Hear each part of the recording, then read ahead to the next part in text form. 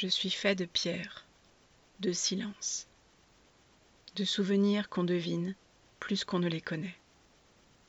Et pourtant, si l'on creuse un peu sous mes fondations, on trouve des noms et une histoire.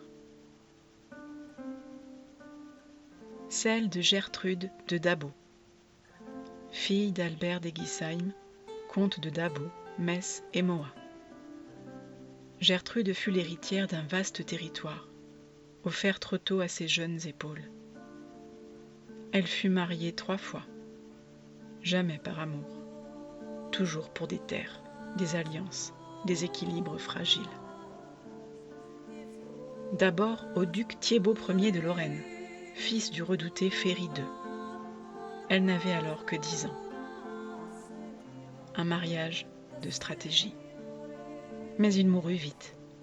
On murmura qu'il fut empoisonné. Puis, à Thiébaut de Champagne, le poète, le chansonnier. Là, un lien put naître. La musique, les mots. Car oui, Gertrude était Trouvère, l'une des rares femmes de son temps à composer des poèmes lyriques en ancien français. Son chant le plus célèbre, Un petit devant le jour, une plainte douce et intime, a été conservé dans plusieurs manuscrits, parfois même avec de la musique. Mais l'empereur Frédéric II, jaloux de l'influence française, fit pression sur le pape. Le mariage fut annulé. On disait de Gertrude qu'elle n'était point fertile. Un cœur brisé, 2 destins séparés.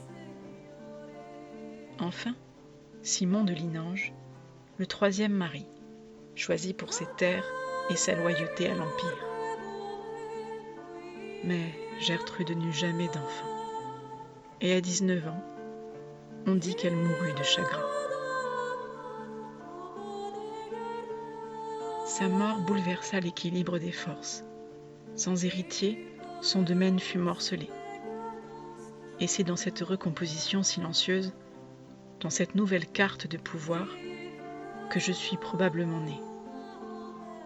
Je ne suis pas une preuve, je ne suis pas une certitude, mais peut-être un reflet. Sans la fin prématurée de Gertrude, sans le passage de ces terres à l'évêché, les évêques auraient-ils bâti ces fortifications ici?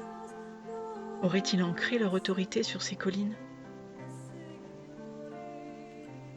Je suis le refuge fortifié de Dossenheim-sur-Zinzell. Et dans mes murs, j'aime à croire qu'il y a un peu de cette jeune comtesse. Un peu d'un poème qu'elle n'a jamais fini. Un dernier souffle de jeunesse, pris dans la pierre. Et dans mes silences, parfois, on croit entendre un petit chant, juste avant le jour.